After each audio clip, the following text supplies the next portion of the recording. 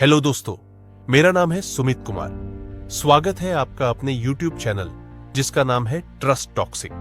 अगर आपको कहानी अच्छी लगी तो लाइक कीजिए, सब्सक्राइब कीजिए और शेयर कीजिए। बहुत समय पहले की बात है। दुनिया के शोर शराबे से बहुत दूर पहाड़ों और नदियों के बीच एक छोटा सा गांव था, नीलवन। इस गांव का नाम इसलिए पड़ा क्योंकि यहाँ की हवा में नीले फूलों की खुशबू हर समय खुली रहती थी।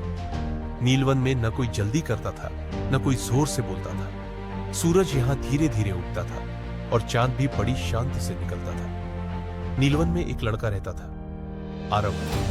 आरव बहुत सीधा साधा था। उसे ऊंची आवाज पसंद नहीं थी। उसे पसंद था पेड़ों की सरसराहट, नदी की कलकल और रात को झींगुरों की हल्की आवाज। हर शाम सूरज ढलने के बाद आरव अपनी छोटी सी खिड़की के पास बैठ जाता और आसमान को देखता।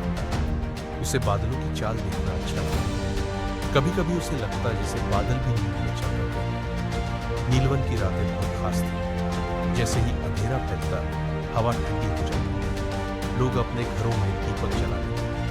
हर दीपक की रोशनी नरम होती, कभी आंखों को चुभने वाली। आरव की मां हर रात उसे हल्की आवाज में कहानियां सुनाती। कहानियां ऐसी होती जिनमें कोई डर नहीं होता, कोई भागदौड़ नहीं होती, बस शांति।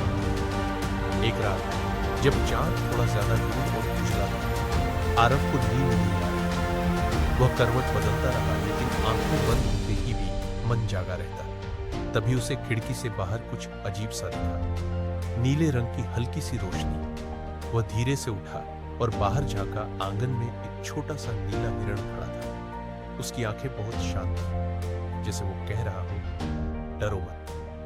हिरण ने धीरे से सिर हिलाया और जंगल की ओर चल पड़ा। आरव को पता नहीं क्यों, लेकिन उसका मन बिल्कुल शांत था।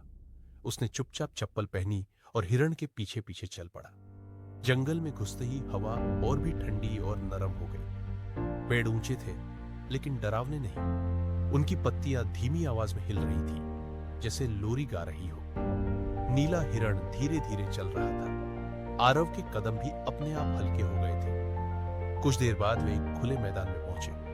वहां चांद की रोशनी जमीन पर चांदी की तरह फैल रही थी। मैदान के बीचों बीच एक झील थी। उसका पानी बिल्कुल स्थिर, न कोई लहर, न कोई हलचल।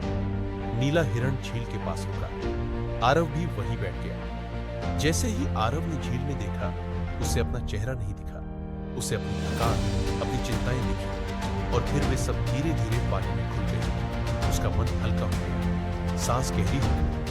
झील के ऊपर हल्की रोशनी मिली और वहां से एक कोमल आवाज आई, आरव, जब मन भारी हो जाए तब शांति को याद कर। आरव को बहुत सुकून महसूस हुआ। उसकी पलकों पर भारीपन आने लगा। नीला हिरण धीरे धीरे रोशनी में बदल गया और फिर हवा में उड़ गया। अगली ही पल आरव खुद को अपने बिस्तर पर महसूस कर रहा। खिड़की से वही चांद झांक रहा। उसके चेहरे पर हल्की मुस्कान थी। सांसें गहरी और आरामदेह थी, और फिर वह गहरी मीठी नींद में चला गया। उस रात के बाद आरव जब भी सोने जाता, वह झील, जंगल और नीली रोशनी को याद करता। उसका मन अपने आप शांत हो जाता और नीलवन की रातें आज भी उतनी ही सुकून